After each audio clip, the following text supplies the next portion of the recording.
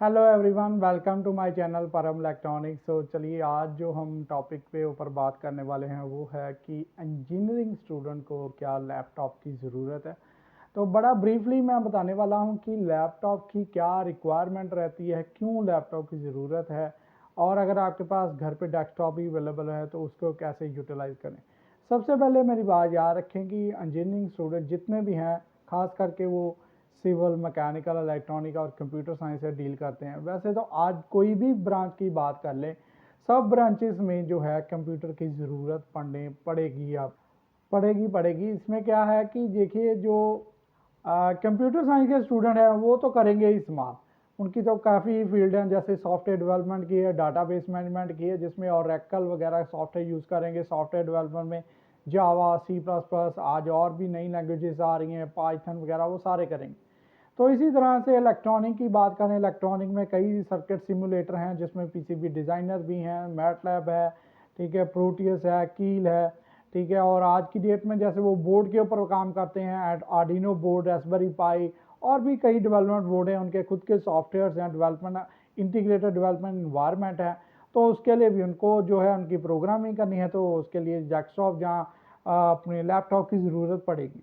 Mechanical और civil की बात करें, कई उस पर डिज़ाइनिंग और सिमुलेटर अवेलेबल हैं, जिसमें कैटिया है, जिसमें देखिए जो सॉलिड वर्क्स है, सो कैड कैम है, ऐसे जो सॉफ्टवेयर हैं हर किसी में रिक्वायर्ड है।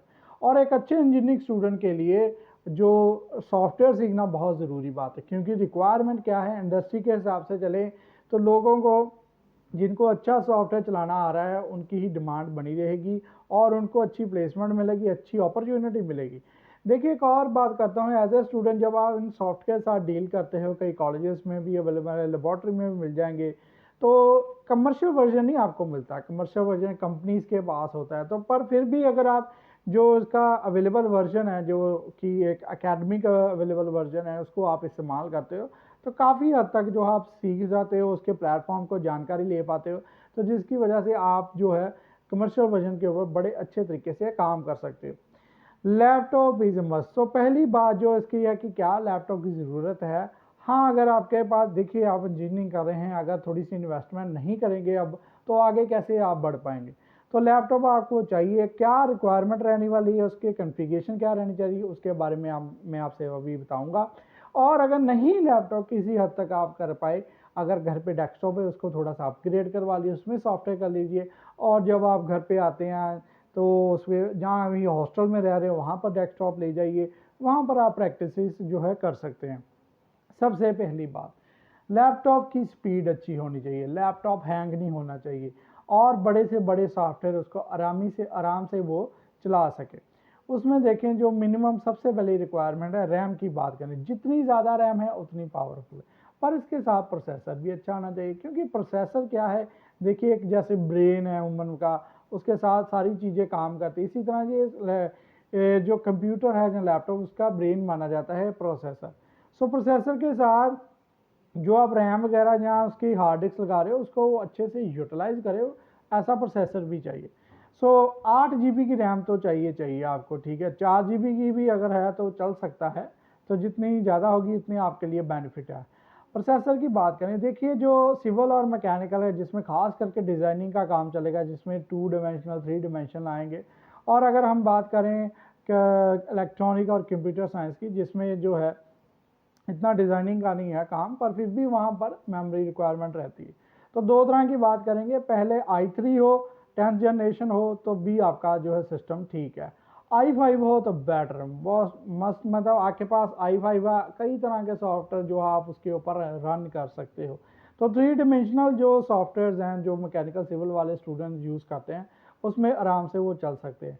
स्टोरेज की बात करें, एसएसडी स्टोरेज रिक्वायरमेंट है, ठीक है, और 1 TB मिनिमम आपको हार्ड डिस्क लेनी पड़ेगी।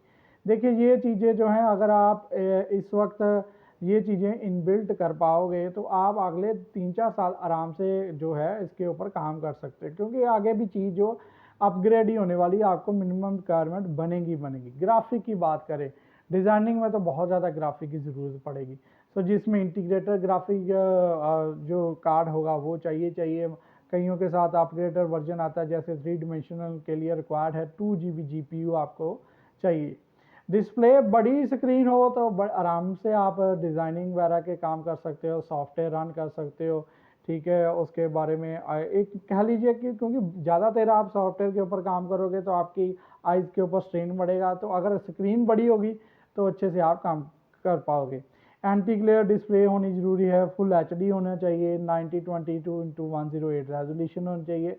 वेट की बात करें, अगर i5 जैसे प्रोसेसर आपने डाले हैं, हैवी कॉन्फ़िगरेशन का लिया तो वो तो हैवी होगा। सो कम अगर हल्का लेंगे आप तो कैरी करना भी, आप कहीं भी जाके इसके प्रैक्टिकल वर्क जो है कर सकते हैं। ऑपरेटिंग सिस्टम आपको पता ही है, विंडोज़ के हैं, विंडोज़ 10 है, ठीक है। जो भी एडवांस वर्जन अवेलेबल हैं, अगर एप्पल का ले रहे हो तो उसका तो आपको पता ही है, जो भी रिसेंट मार्केट में अवेलेबल है उसको आप इम्प्लीमेंट करें। तो ये रिक्वायरमेंट तो आपको कॉन्फ़िगरेशन तो लेनी पड़ेगी। इसी तरह से डेस्कटॉप में भी सेम कॉन्फ़िगरेशन आप ले लें, तो डेस्कटॉप का भी आप एलसीडी ले लें इसके साथ, और जो इसके साथ डेस्क सीपीयू अवेलेबल है, वायरलेस ब्लूटूथ, आप अपना कीबोर्ड माउस वगैरह ले सकते हैं।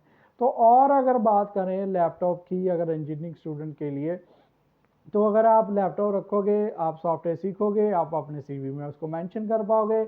और हाँ, इन सॉफ्टवेयर्स की कई सर्टिफिकेशंस भी हैं, चाहे कंप्यूटर है, इलेक्ट्रॉनिक है, कई कंपनीज सर्टिफिकेशन प्रोवाइड करती हैं।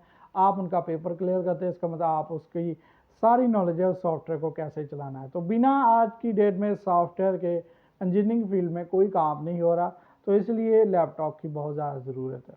तो अगर आज ये वीडियो आपको मेरी अच्छी लगी हो तो प्लीज़ लाइक करें, और चैनल को अगर सब्सक्राइब नहीं किया तो सब्सक्राइब करें और बेल आइकन को ज़रूर दबाएं। Thank you very much.